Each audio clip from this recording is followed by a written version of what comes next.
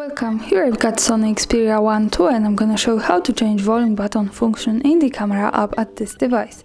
So at first we have to tap on the camera button here to open it, and as you can see we are in the standard photo mode and the volume keys are here. So for now I'm going to try to use them and see what they done. And as you can see, for now I can take a picture by using these two buttons here.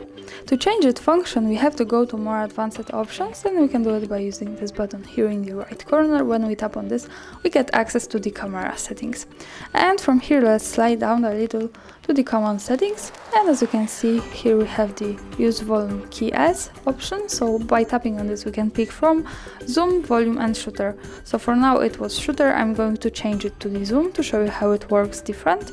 And let's go back to the camera view and let me try to use these buttons again. And as you can see, for now I can zoom easily by using these buttons here and get really close to my subject and also go back. So this is how it works here. Thanks for watching, subscribe our channel and leave that thumbs up.